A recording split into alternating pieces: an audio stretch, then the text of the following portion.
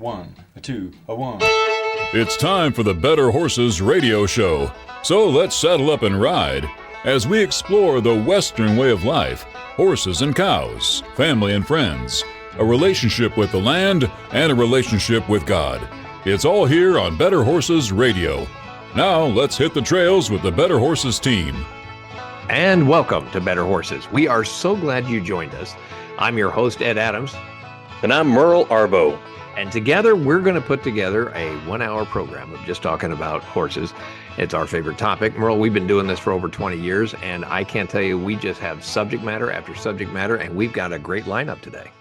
Yeah, there's no shortage of information on this show. You can find a little bit of everything and a lot of stuff you didn't know you wanted to find out. You know, we're into the show season, so one of the things we've got coming up, Mark Gratny at Gratny Quarter Horses, and he's a professional trainer and breeder of the quality AQHA and the National Reining Horse Association. I really liked him, Merle, because he's been doing this for over 20 years, and he's going to talk to us on how the industry has changed so much. Yeah, I know Mark, we go way back. I've judged him several times, and actually his daughter, Kelly, works there at Heartland Equine Veterinary Hospital. You know, they come from a long line of horse people. Even his son-in-law and his wife is also veterinarian. So we're going to tap into that kind of information. And also coming up, Jered Lesh Cowhorses. And Jered's going to come to us and talk about the ranch riding side of things all the way from Texas. Yeah, you're not going to want to miss that interview. Jered is a unique individual, and he has a interesting perspective to tell us about the ranch and the cow work side of stuff. You know, what I get a kick out of is there's 6.9 million horses in the United States today. You and I talked about it. Obviously, Texas being the number one with 743,000. And then you have California and you have Florida. And what's interesting is Ohio and Oklahoma are tied. And I think it is amazing how evenly spread, once you get past the first five, of how many horses there are in the states today, and everybody seems to be getting into it. And the industry is growing, and I find that fascinating. You're seeing it on your side as a judge and also as a trainer. Yeah, and especially the growth in the ranch classes, and that's why we got Jered coming on today, is the ranch segment especially is just really, really grown over the last 5 years. You know, and more importantly, taking care of these horses, the care and custody of these horses are very important. So with us today, starting off the show, we're going to give you something that's an equine specialist. And this segment has been brought to you by the Pinto Horse Association of America. And this is going to be the World Championship Show, which is going to be held in Tulsa, Oklahoma at the Tulsa Fairgrounds starting June 8th. And it's going to start off with a lot of good shows. And Merle, you go to this. You've been to this attendance. It's the largest show in the country. Almost every year for the past probably 15 years. It's a great show. It's a great run show. Yeah, the deadline is still, even though you missed the first deadline, you can still get your entries in and stalls in, and we'll be lucky to talk to Mr. Bilke here. Right into the last minute, you can sign up. So this is the, if you want to get more information, the pinto.org, and there's 700 classes, over $1 million worth of prizes coming your way, and that's going to be exciting. But as we go to these shows, as we talk about biosecurity, as we talk about the care and custody of these horses, let's bring on an equine specialist.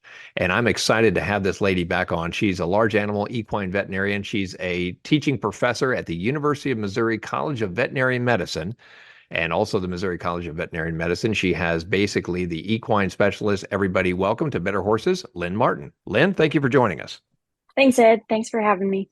So you were with us before, and we just ran out of time, and I promised our listeners that we're going to have you back, and I'm excited that you're coming back. So let's get into some of the questions we didn't get to last time. And one of the things is we're talking about technology and out in the field. I have noticed more and more when people have a colic situation or if they have any type of injuries, they're doing more of the taking the picture, sending it to the veterinarian, and you're almost diagnosing it right there. Are you seeing a lot of that, or are you still getting out in the field as much as you can? So I think that you're absolutely right. Technology has advanced what we can do with our communications with our clients and not be present always in the field. Admittedly, I'm primarily within the equine hospital here at the University of Missouri, so I'm not personally out in the field with our ambulatory service. But if we have an established veterinary client patient relationship, those are a lot of things we do. We get text messages of pictures. We've educated our clients to be able to take heart rates, respiratory rates, look at color of their mucous membranes, things like that. And that really helps give us a little bit of an idea, having that information before we get there, what we're getting ourselves into. No, so we talked about going into the show is that you guys are swamped out there. And Yeah. I asked you, I said, what's your biggest challenges? What is everybody coming to you now in this part of the year? And what seems to be the biggest culprit? Yeah, so some of the biggest things right now are our foals. We've got a lot of intensive neonatal care situations, mares with retained fetal membranes, or maybe, especially in this area, fescue toxicosis, colics. So we have a lot of colic surgeries, lameness exams. As you mentioned earlier, everybody's getting into the show season. So we're starting to see some of that wear and tear stuff come up as well. And Lynn, I think a lot of the demand or the need for the technology is arriving because there's a lack of large animal veterinarians. I think we've heard about it coming, but right now, I think veterinarians are trying to classify their problems or the situations. Is this immediate or can this wait 2 or 3 days? Is that kind of what you all think is spurring it, or why do you think we've seen the increase of demand?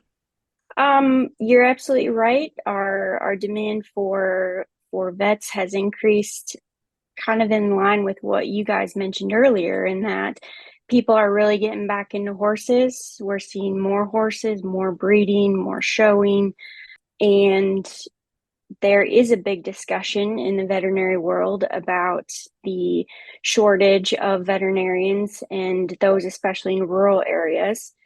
Equine practice, I think the American Association of Equine Practitioners, they've had great initiatives in trying to address these issues. And part of that is educating our students as they come through veterinary school about what the realities and demands of equine practice is, and also being really good and improving their ability to set their boundaries for when they take call, and are we going to collaborate with our referral centers and things of that nature.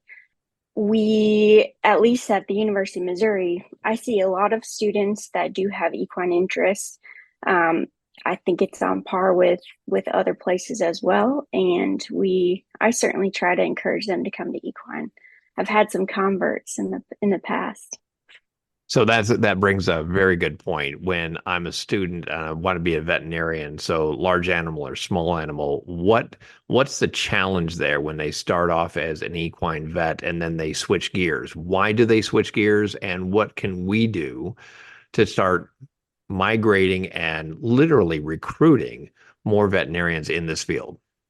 I think that the people who go into equine vet practice get worn out, right? We have in the equine world, our relationship between trainers and owners and the veterinarian is very close. It's different sometimes than the small animal realm. And some people really get set on one vet. And part of what we do as veterinarians is try and build a practice where we all are working together, and when an emergency comes up, if someone's favorite vet is not available, having that client be willing and to get one of our associates to come out and be comfortable with that. Also being comfortable with referral situations, sending off to a specialty hospital and building those relationships. People who go into equine and move away from equine, like I said, it's a little bit of possible burnout, being overworked. Veterinarians by nature are well known for being very compassionate and always wanting to be there for the clients. And honestly, it is to our detriment. It really is, and it just comes from having a big heart and always wanting to be there. But we got to draw some lines as well. Susie would call that compassion fatigue. I agree. It is. But you're bringing up a very good point, because I was talking to a veterinarian. We were putting a horse down. The emotion that's running through that barn, not only with that owner and with the barn owner, but through the entire group of people. If you have a 24 stall barn, you've got 20 people coming out and saying goodbye to the horse. And it is not only just a business, but let's face it, it's an emotional business that we're into. And I think that is something that we don't really put fences around when we're talking to our veterinarians. Yeah, it is. It is very emotional. I mean, I have tears in my eyes when I've been working with a patient for so long, and you put so much time and so much energy, whether it's, for me, very intensive in the hospital, a short period of time, and I hardly know the people or the horse, or where you have your regular vets and you've got a really long, years established relationship, and they've been with that horse the whole way. It can be very emotional, for sure. Everybody, if you're just joining us, we're talking to Lynn Martin, the equine specialist. She's a veterinarian at the University of Missouri College of Veterinary Medicine. Lynn, I want to have you hold on. We're going to ask you more questions. We're going to get into biosecurity, but we're going to take a break for just a minute and hear a word from our sponsors. I'm Ed Adams. And I'm Merle Arbo. And we'll be right back right after these messages. 2024 is the year to compete in the world's largest horse show, the Pinto World Championship. This 13-day event begins June 8th, starting with our youth weekend through June 22nd, and caters to all riding levels and ages. With over $1 million in cash and prizes, there are no qualifications required to enter. Held in Tulsa, Oklahoma, located at the Ford Complex, the Pinto World Championship caters to all types of equines. With over 700 classes, the Pinto Show welcomes a variety of breeds to compete. It's a family environment with healthy competition. For more information, check out the website pintoworld.com. We're here for the hardworking, the resilient. We're for the people who measure their days by what needs to get done, not by hours. Where kids learn responsibility at a young age and generations work side by side. Where work doesn't pause for holidays or bad weather. It just gets harder. Where value and hard work means more than the clothes you wear. We're Kleinschmidt's Western Store, Higginsville, Missouri.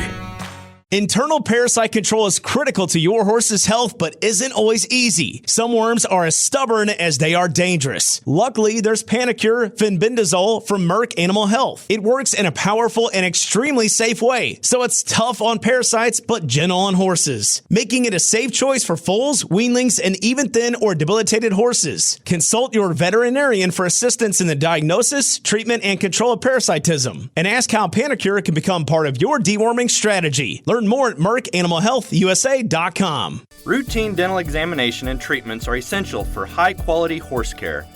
To prevent potential problems, a horse's mouth should be examined at least once a year. I'm Dr. Chris Blevins, Equine Field Service Veterinarian at Kansas State University Veterinary Health Center. We can examine the mouth and provide a treatment plan to meet the needs of each client and their horse. Visit us at ksvhc.org, the Veterinary Health Center, to discover, to teach, to heal.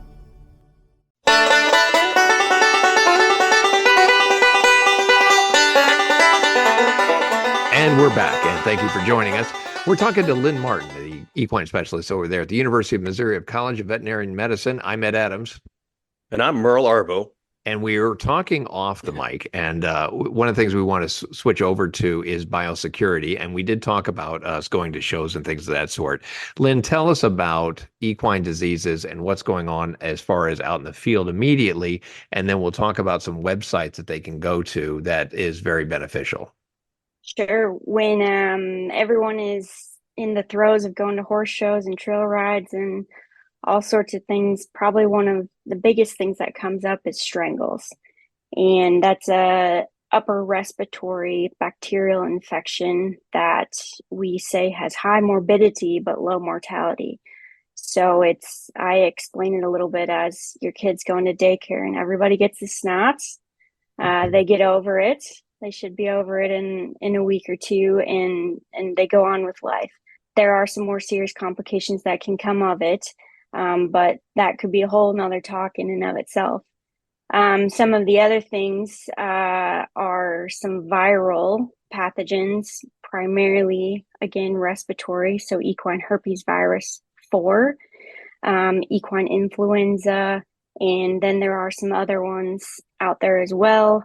And then if we think about GI bugs and in horses, some of those are going to be equine coronavirus, different than coronavirus in humans, where it's a primary respiratory disease. In horses, it's a gastrointestinal disease. And those are kind of the big ones, I would say, going out there and traveling around.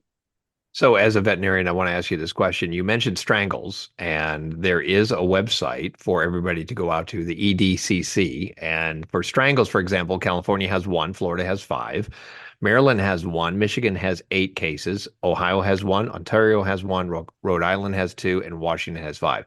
That's really good data. When you see a strangles breakout, do you report that to the EDCC? Or is that something individually we as horse owners have to do? I believe it can be either. I have reported cases to the EDCC myself. It's a bit state dependent, and some states it is a requirement or a reportable disease, strangles. So I believe Florida is one of those states. Missouri is not. So it is not mandatory to report strangles infections in Missouri. But it's the website is great. And we are really fortunate now. We've got we used to have the nasal vaccine, and we also have an injectable vaccine. I think a lot of horse owners are catching on to the fact, and I think that wouldn't that be one of the first lines of prevention, don't you think?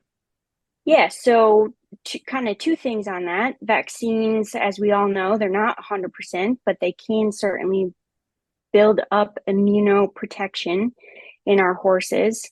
Intranasal vaccine is going to be a bit more efficacious than the intramuscular injection, because that's how respiratorily horses naturally acquire the infection. So the intranasal vaccine is good.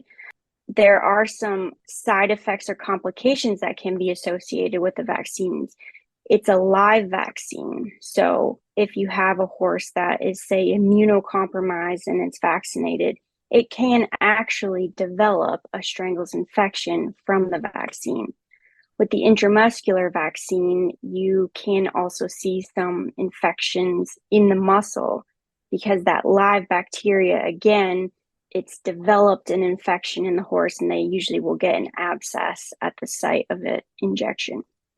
Horses that have been exposed to strangles, so the bacteria, they're going to develop some natural immunity, and naturally acquired immunity is going to be the best protection. And one thing I'll say with strangles infections and vaccinating, you have to be cautious. There is a way to check blood titer levels to the bacteria, Streptococcus equi, subspecies equi. And if the titer level becomes too high, horses can develop a severe complication called purpura hemorrhagica. So that is much more expensive and possibly fatal, as opposed to a routine strangled infection. So just be cautious with that. And people who vaccinate every single year, titers can get high. But other things along the lines of prevention are just good basic biosecurity. Don't go to horse shows and use the water tank that everyone is drinking from. I call that the cesspool. And that's what it is. If a horse has some infection, it's low grade, maybe they're subclinical, they're not showing signs, but they leave some respiratory secretions in that water, they're going to infect all the other horses that come up and may get a bacterial load exposure that creates infection in them. Well, and it's funny you say that. I can remember when I was a kid and working in horse barns, it was a big deal not to dip the water hose in every water bucket. I mean, that the old guys would get on to me about that. That's still a rule. You are absolutely right. I cringe when I see it. Yeah, I'll counter that with we're out in the Flint Hills and you have 200 head of cattle and we've got one big trough and we're 5 hours into the ride and all the horses and cattle are right there getting as much water as they can before we drive on again. There is a special ability that horses can really filter out a lot of the bacteria that comes in on their water. But to your point, the infectious diseases are a big issue on that. So that is a big question. Yeah, and in those situations, I think you're with the same group of horses for a longer period of time. They've been exposed to each other possibly already. And just at the horse shows, you've got traffic coming in, going out, morning, night, over and over. And the risk is just a little bit higher in those scenarios. Yeah, we're seeing it everywhere. Okay, I'm going to switch gears. We're going to pivot for just a minute. And one of the things that I have noticed that more veterinarians are getting into is the nutritional side of horses. And growing up, we always were taught, if you got a foot problem, ask your farrier. If you've got a horse problem, ask your veterinarian. And but when you're talking about food or feed, talk to a nutritionist. But everybody still migrates back to our veterinarians. How much nutritional education does a veterinarian get once they get out and they're out in the field? That is an excellent question. And at least here at the University of Missouri, there is a nutrition course that is a requirement of our veterinary program. A lot of it includes small animal as well, but there is a component of ruminant nutrition and equine nutrition. And then once they get into their clinical rotations, we do also talk about that on a case-by-case basis. And what are the daily requirements of a horse, whether that's just total pounds they need per day, or if they're a young animal versus a geriatric animal, what do they need and their differences? However, I will agree with you. I think that in the veterinary world, we could do a little bit better in the way of teaching nutritional requirements. I really enjoy equine nutrition.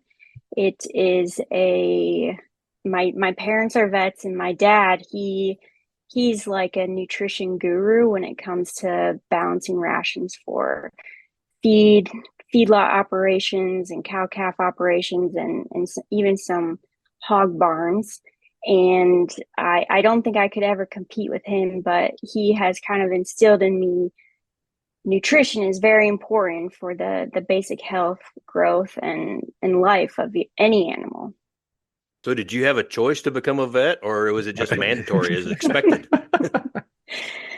Oh, I loved it from the beginning. I was the kid that third grade dad got me up in the middle of the night and said, "Hey, you want to go on a call?" And I was like, "Yeah." Yeah. So I was always in the truck. Well, I got to tell you, Lynn, this has been very enjoyable. I want to thank you for everything you do for the equine industry. And it is excellent to have somebody come on our show and give us the science approach to what we're doing as far as the equine goes. If people want to get a hold of the University of Missouri of College of Veterinary Medicine and actually take their horse there, what's the proper steps they should take? Sure. Just give our office a call. The number is 573-882-3513. Our front desk would be happy to help you set up an appointment, whether you need surgery service, the internal medicine service, or our ambulatory service. That's perfect. And we did reference it, but I also will say for those who are looking at it on the website, equinediseasescc.org, you can check those out, and everything that Lynn was mentioning as far as the infectious diseases, we can check it out from there. Lynn, thank you for joining us, and I'm always going to open that door for you to join us again, and we'll get our TV crew and our newspaper crew out to talk to you too. We'd love to. Thanks, Ed. Thank you. Merle. And Merle, and we'll include you. Hey, we've been talking to Lynn Martin, equine specialist of large animal vets there at the University of Missouri College of Veterinary Medicine. Merle, we got to take a break. We got more exciting Better Horses coming your way. I'm Ed Adams. And I'm Merle Arbo. And we'll be back right after these messages.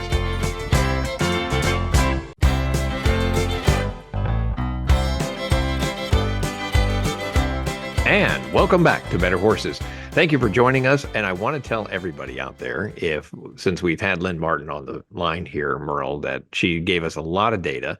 But if you missed that and you want to hear it again, check out our podcast. Wherever you get your podcast, hit Better Horses, and we will be able to get that and you'll listen to it as much as you can. And this next segment, which I'm very excited about, is sponsored by the Kleinsmith's Western Wear, located in Higginsville, Missouri. And if you ever wanted to get geared up in the Western gear, Merle, this is the place to go. Hey, it's short sleeve shirt season. So you better get up there and pick them out before they get all gone. Over 30,000 square feet of inventory that they have. It's family owned and operated since 1969. So come by and browse this incredible inventory and check out their collection. They even have animal mounts throughout the store. So bring the kids. It's a lot of fun. And coming up, right now, when we mentioned 1969, there's a guy that's been in this quarter horse industry for a very long time. Excited to have him. He's been a professional horse trainer for a long time, reining and ranch riding. He's from Leavenworth, Kansas. Everybody say hello to professional horse trainer Mark Gratny of Gratny Quarter Horses. Mark, thank you for joining Better Horses. You're welcome. I'm glad to be here. You know, Merle, just to let you know, the last time we had Mark was on our TV show, which was 5 years ago, with my partner and co-host, Ernie Rodina. So Mark has been doing this for a very long time. Mark, the first question out of the box, you've been training reining and ranch riding. How has this training techniques changed throughout the last 20 years? Probably because we've had so much better horses. The quality of the horses has improved dramatically. And the change into the ranch riding, which started, I think 2012, we introduced the ranch riding to the quarter horse industry. And it really increased the quality of the horses, the way the horses move, and kind of filled a gap of a lot of people that were disgruntled with the pleasure type horses. Those are some of the changes that I've seen. Of course, here at Better Horses, we like the Better Horses reference, Mark.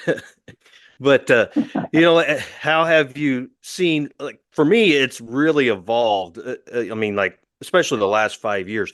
Have you seen certain blood types or blood lines that you like that are making better ranch horses? They're not just necessarily reining horses, or is it mostly reining horses? Yeah, I think what you'll find now is a lot of the ranch horses that are kind of reiners that didn't make it or didn't make the top, 10% of the reining horses industry, but yet they're really broke, nice bred horses. What you're seeing, you got to kind of be careful that you don't get too much cow in them. The cow horse line of horses are just too looky. They're out there looking for a cow all the time, and they don't have that consistent, smooth move that you're looking for. We'd really like to watch the horses. I mean, everybody can do the obstacles now. It just takes repetition to do the trail obstacles and the ranch work. And so now we're looking at the quality of how the horses move. And so that's really come up in the eyes of the judges. So to give everybody a perspective here, we mentioned at the beginning of our show, we had 6.4 million horses out in the country today. The quarter horses breed takes the first slot at 2 million, and it's growing with thoroughbreds coming in at 1 million. And that's a lot of the horse racing going on there. With quarter horses breed growing, you're also in the breeding program. How has the discipline changed from, you mentioned ranch riding, moving is the obvious thing everybody's looking for. So tell us about your breeding program. Okay, we've mainly bred the cow. Rue 52 is a stud that we basically depended on, and the smart Ciccolina horses. Both of those are kind of cow bred, but they're also very pretty horses that have been used in the reining, and they're excellent movers. And so we've gone along those lines for our horses. At this time, we've really backed off of our breeding program. We don't stand as many studs as we used to, and we've cut back on the mares mainly because of my ability to slow down, and so I've really cut back on that part of it. Yeah. So, Mark, you mentioned bloodlines, and I think that's a really important part to evaluating a ranch horse prospect or a reiner. But then what else do you look for when you're evaluating, let's say, a yearling, a 2-year-old, a 3-year-old that's a green broke horse? What do you look for if you're looking for a ranch horse prospect? Probably I don't necessarily go looking for specific bloodlines as much as I go looking for a horse that's correct, a horse that's got some movement to him, maybe a horse with a little color to him that stands out, maybe a blaze or some socks, something that is kind of an eye catcher that draws your attention away from some of the other horses in the class. I go for that as much as I do for the bloodlines. I just know certain bloodlines that I've raised are really good movers, and so I'll lean towards them. But if I'm going out of my breeding deal and start looking for horses, there are some bloodlines that I stay away from. You know, they're Prussies and stuff like that. But you want to have a horse that's really good-minded, and you can't always tell that when they're yearlings. I kind of beat around the bush, but that's what I try to do. No, that was good. One of the questions that we do have one of our listeners wanting to know is she's been in the Western pleasure category in a long time. And, you talked about movement in this interview. In the Western pleasure, they don't move very well. They keep that head very low on a lope. And that transition in categories as far as natural horsemanship, give me your thoughts on that versus ranch riding. Well, I think the ranch riders are more of the natural way of the horses actually wanting to go, whereas the pleasure horses, that's what I got frustrated many, many years ago with the pleasure, is that the artificial movement, trying to make them go so slow, carry their head a certain way, and do a lot of artificial stuff to that horse. Now, they've bred up their horses to move like that, just like we've bred up the reiners to be great sliding horses. And so, yes, there are some good pleasure horses that are really fancy movers, but they just move different than we do for ranch work.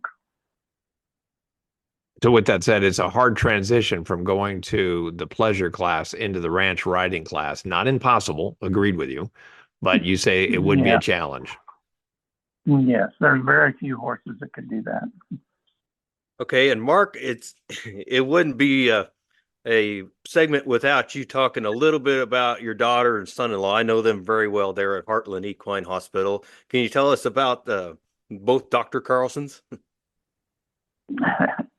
Yes, both of them are very ambitious people. I can't keep up with them, but we're thankful we have them in the family. Kelly, of course, followed in her mother's footsteps.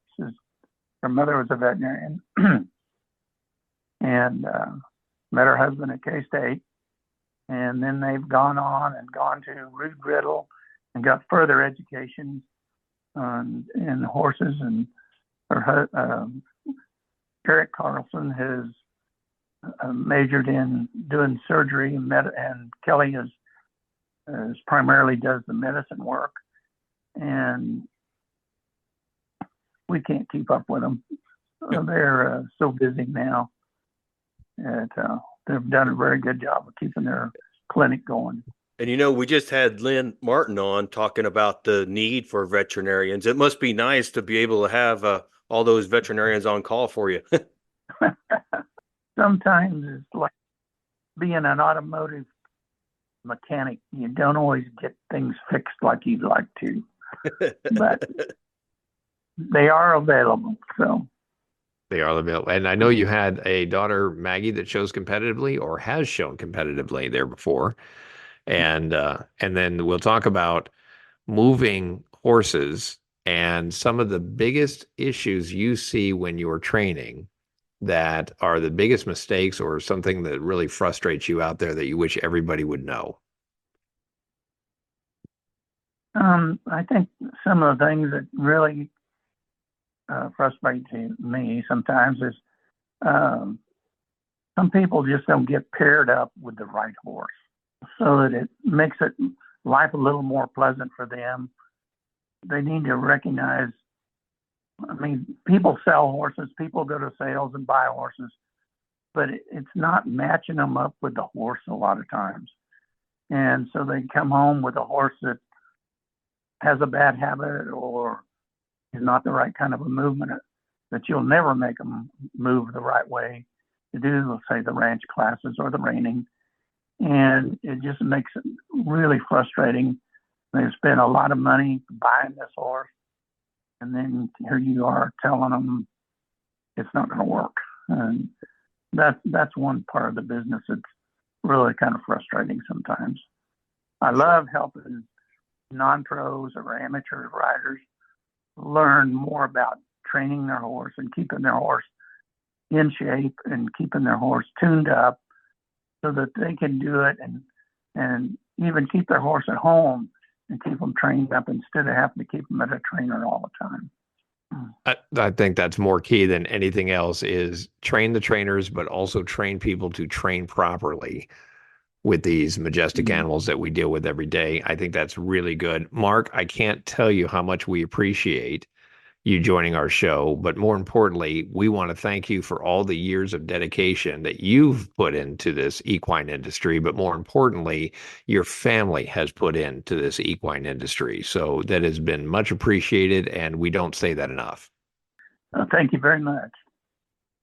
So we appreciate you coming. And if they wanted to get a hold of you on Facebook, I think you still have your Facebook page at Mark Gratny Quarter Horses, professional trainer, reining and ranch riding. So Mark, they can check you out there. And more importantly, if they wanted to see more quarter horses, can they still give you a shout on your Facebook page? You bet. We've still got some around here. Perfect. Mark, we got to have you back on our show. We're going to have talking more about quarter horses. Merle, we got to take a break from a word from our sponsors. I'm Ed Adams. And I'm Merle Arbo. And we'll be right back right after these words. Hi, I'm Dr. Dylan Luter, a specialist in equine performance medicine at the Kansas State University Veterinary Health Center.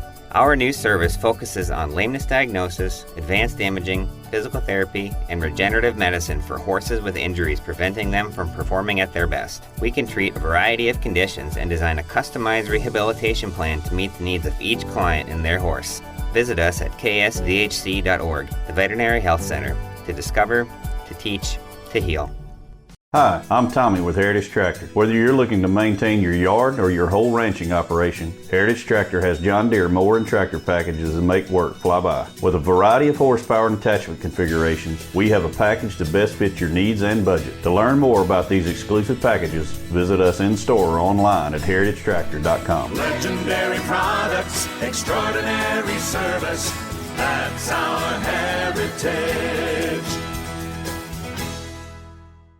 Established in 1956, the Pinto Horse Association of America was formed to welcome all types of equines and maintain their show records and pedigrees. PTHA currently has over 88,000 members with 157,000 registered Pintos. There are currently 3 separate registries: the Color Registry, the Solid Registry, and the Long Ear Registry. We welcome all levels of competition within a family-friendly environment. Become a member, register, and add value to your horse. For more information, check out the website pintoworld.com.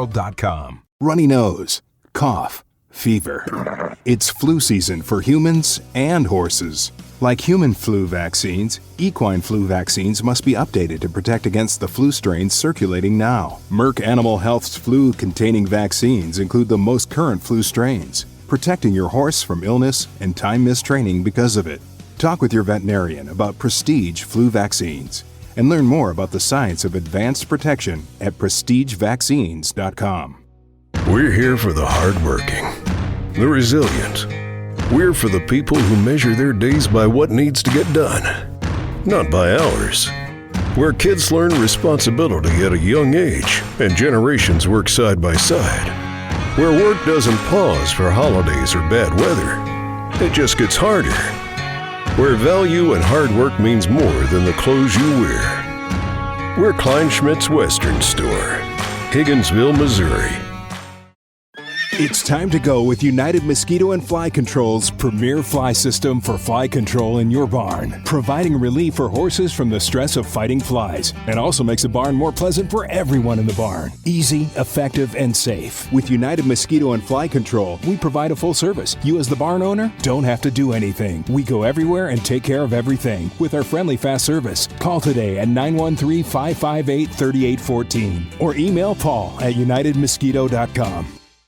2024 is the year to compete in the world's largest horse show, the Pinto World Championship. This 13-day event begins June 8th, starting with our youth weekend through June 22nd, and caters to all riding levels and ages. With over $1 million in cash and prizes, there are no qualifications required to enter. Held in Tulsa, Oklahoma, located at the Ford Complex, the Pinto World Championship caters to all types of equines. With over 700 classes, the Pinto Show welcomes a variety of breeds to compete. It's a family environment with healthy competition. For more information, check out the website pintoworld.com.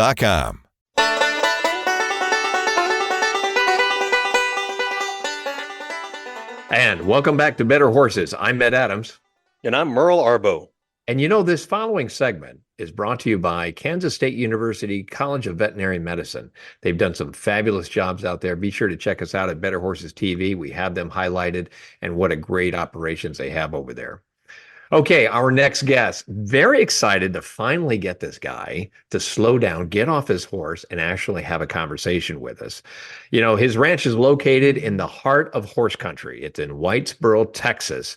His name is Jered Lesh. We're going to refer to him as Jered Lesh Cowhorses, and you're going to find him at the top-end quality team penning, ranch sorting horses, along with cutting, rein, cow horses, barrel, and rope horses prospects. He sells them, he rides them, he does it all. And To welcome to Better Horses, Jered Lesh. Jered, thanks for joining us. Oh, thanks for having me. I really gave you a heck of an intro. You're going to have a lot to follow up here. You're in the market. You're a game changer when it comes to horses and starting here. So in this industry, you really start your horses and you're in the cow horses. Talk to me about type of quality training that you do and how you get them started. For what I do, I train a lot of team pen and sorting horses. I've been doing it for over 25 years, buying and selling them. We work them a lot on cows. We compete on most everything that we sell. I have an arena here that I put on shows at, so we've got quite a few shows that we'll put on, and like I said, I try to compete on as many as I can and get as many rides in before I find a home for them. Now, this industry is really growing. Are you seeing this also in Texas, and or is this just nationwide, or do you think it's just a temporary thing? The sorting has been growing for a long time, for years, but it's the last 2 years. It's just went crazy, honestly. I don't know if it's what happened. I don't know if it was Yellowstone or what, but everybody wants a horse now. Well, you had Taylor Sheraton down at your place the other day, didn't you? Yeah, he came down. He showed here a couple times now. Yellowstone has sure made a big difference, I think, in the Western lifestyle and brought back to the kind of the old days when Gunsmoke, and Bonanza, and that was kind of the thing to watch. And I think the horse market was good back then too. Yes, sir. Now, if Taylor's going down to your place, Jered, what kind of horses are you having your stock right now that you're looking to move, and what type of experience do they have? Are they ready to go right into the show ring, or is this something that they've shown and you're looking to retire them? I sell all levels of horses, from the cutting horse. I've got 2 horses that made the top 15 of their class last week in Fort Worth in the cutting. That I actually just sold one today and one yesterday, and I got horses that are 3 and 4 year olds that are just prospects that need to go in a different direction. Need to either go sorting or team penning or roping. So I sell all different kind of horses. So to get our viewers kind of like level set it on exactly what we're talking about, you have a 4-year-old gelding and $1 by Cat Sugar, and he's already won $32,000. What would a horse like that go for on the market? Like that horse I've actually sold that horse for $35,000. That's the one I sold yesterday. And that's not bad considering how much it's already won on the NCHA.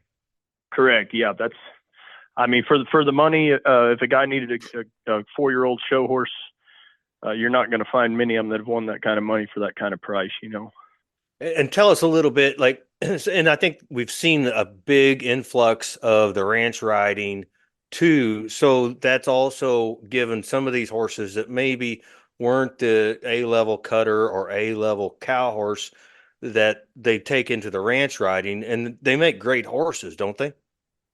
Oh yeah. Yeah. I've get some that have only been in the arena that are, kind of arena horses and not really aware of the trails and stuff like that. But then I get a lot of horses that have, they don't only just cut on them, but they'll take them out and rope off of them and use them out in the pasture. So these, those horses transition to that rather quickly because they've kind of been there, seen that kind of horses. Sure. Jered, we talked about buying these type of horses. Talk to me about your program. Is this something that they go down to you, they see it, they ride it? Do you offer a 30-day evaluation process? What's your best scenario you'd like to see? I sell a lot of horses. I honestly sell about 250 horses a year. I sell a lot off videos. I try to video 90% of the horses that I get in. I try to get a video up of them. I sell a lot to repeat customers from Canada to Venezuela to Italy. But yeah, if a guy comes here and tries to ride one, and I'll kind of watch somebody ride the first horse, and I've got a pretty good idea which horse needs to go. I need to show him next because, I try to fit the horse with the rider. I tell everybody, if you take that horse and in 30 or 60 days you're not really getting along with it, come back and we'll trade for a different one. Either, some people pull the trigger and they're like, well, we want a really fast horse today. We're good. I'm an open rider, and they get home and after a few competitions, they decide that horse is going way too fast for them. But it doesn't happen very often. Most of the time people kind of know the levels that they can handle. But I definitely will trade back and try to get them on the horse that'll fit them perfect. It's the best advertisement for me out there is somebody going out and winning on a horse. So I try to keep everybody happy. That's exactly right. Oh, if you're just joining us, Jered Lesh Cowhorses, I want you to check him out. Jered, we want to thank you for joining us here at Better Horses. He's located in Whitesboro, Texas.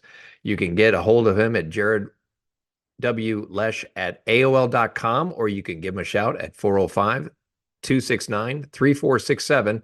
Jered, I want to thank you for joining us, and we'd love to have you coming back, and we'd love to get our film crew out there and actually get you into some action and show you on our TV show.